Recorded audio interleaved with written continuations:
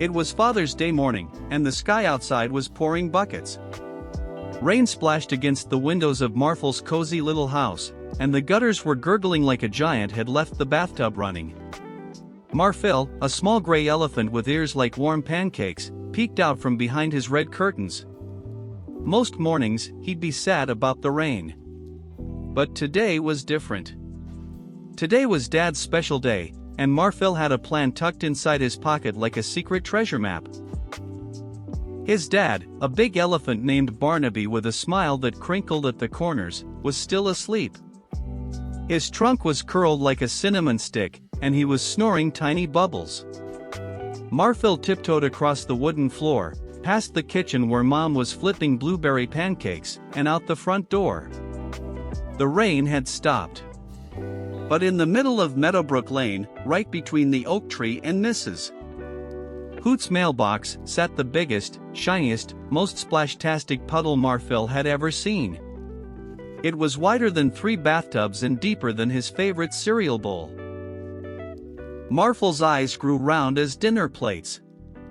This wasn't just a puddle. This was a puddle with capital letters, a puddle that deserved its own holiday. He imagined sailing across it like a brave pirate, or maybe hopping through it like a frog who'd had too much lemonade. But then he remembered his plan. Dad loved puddles. Barnaby always said puddles were nature's way of giving the ground a drink of water, and splashing was just saying thank you.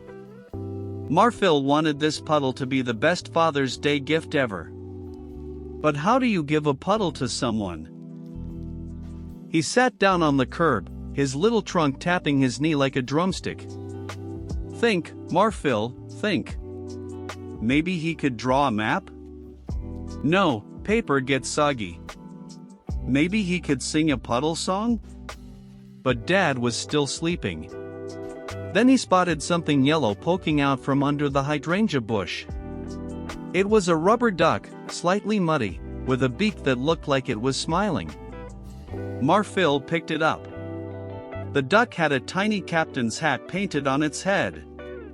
And that's when the idea hit him like a raindrop on the nose. He would turn the giant puddle into the greatest Father's Day duck regatta the neighborhood had ever seen. First, he needed a fleet. Marphil raced to the garage where Dad kept his toolbox and Mom kept her gardening pots. He found a green plastic turtle, a chipped coffee mug with a chipmunk on it, and a wooden spoon that looked a bit like a canoe if you squinted hard enough. He lined them up on the curb like they were waiting for a parade. Then he remembered the pine cones. Last week, he and Dad had collected 17 pine cones from Pinewood Park, and Dad had said, "You never know when you'll need a good pine cone." Well, today was that day. Marphil grabbed 6 of the biggest ones.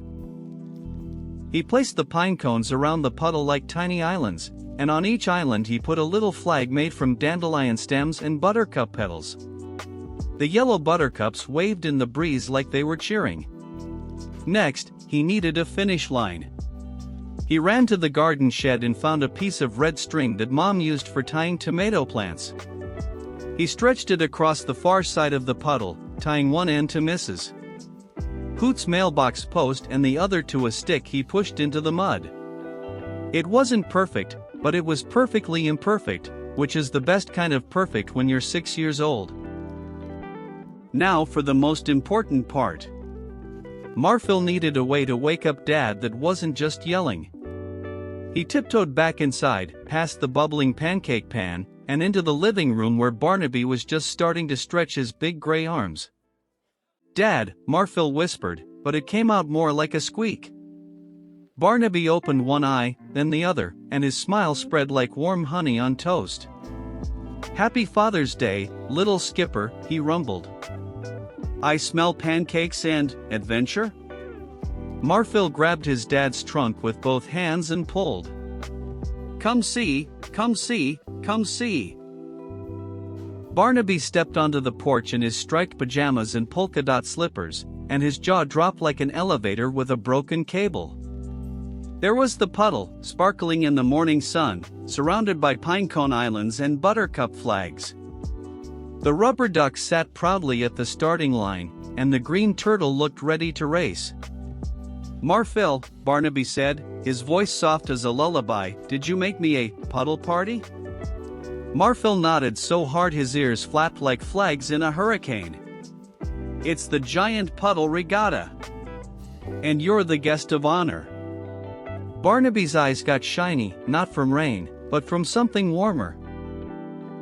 But just as they were about to start the race, disaster struck. Or rather, a disaster named Mr. Bumbershoot. He was the neighborhood cat, orange and fluffy, with a tail that swished like a metronome. Mr. Bumbershoot had been watching from the oak tree, and he decided that the rubber duck looked like a very interesting thing to bat around. He leaped down, landed on a pinecone island, and sent the green plastic turtle spinning into the water with a tremendous splash. The buttercup flag went flying. The dandelion stem drifted away like a sad little boat. And Mr. Bumbershoot sat in the middle of the puddle, licking his paw like he'd just won the lottery. Marphil's lower lip trembled. All that work. All those pine cones. The 17 pine cones from Pinewood Park, the red string from the tomato plants, the buttercups he'd picked one by one. His ears drooped like wilted daisies. But Barnaby knelt down in his polka-dot slippers, right there on the wet curb, and put his big trunk around Marphil's shoulders. "You know what?" Barnaby said. "Mr. Bumbershoot just gave us something better than a regatta. He gave us a reason to build it again, together." Marphil looked up, and his dad's smile was like a sunrise you didn't expect but needed more than anything. So they did. Barnaby found 2 more rubber ducks in the garage, ones he'd won at the county fair 3 summers ago. Marphil rebuilt the pinecone islands, but this time they made a bridge all the way across the puddle, so even tiny ants could visit. Mom brought out the pancakes on a floating tray, and Mrs. Hoot from next door contributed a leaf boat made from her best maple leaf. Even Mr. Bumbershoot, after realizing no one was going to chase him, curled up on the dry oak roots and purred like a motorboat. The regatta wasn't just Marphil's gift anymore. It was everyone's. And that made it 100 times better. They raced the ducks, and the turtle won by a nose. They sailed the leaf boat, which did 3 whole circles before sinking dramatically. They ate blueberry pancakes with raindrop-shaped syrup, and Barnaby taught Marphil how to make a proper splash, the kind that goes all the way up to your elbows and makes a sound like a hippo doing a belly flop. By the time the sun started to dip behind the oak tree, the puddle was smaller, but the smiles were bigger. Marphil leaned against his dad's side, feeling the rumble of Barnaby's happy purr-like hum. "Best Father's Day ever?" Marphil asked. Barnaby kissed the top of his small gray head. "Best Father's Day ever, little skipper. Because you gave me the best thing there is." And do you know what that best thing was? It wasn't the puddle, though the puddle was pretty great. It wasn't the rubber ducks or the pinecone bridge or even the blueberry pancakes. It was the together. The sitting side by side. The building and splashing and laughing when the turtle won by accident. The way Dad's eyes crinkled when he was proud. That's the real magic, and it doesn't need wrapping paper. It just needs 2 hearts, one big and one small, and maybe a really giant puddle to remind you that the best adventures are the ones you share. So if you see a puddle tomorrow, don't just walk around it.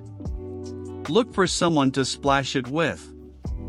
Happy Father's Day, little skippers. Sleep tight.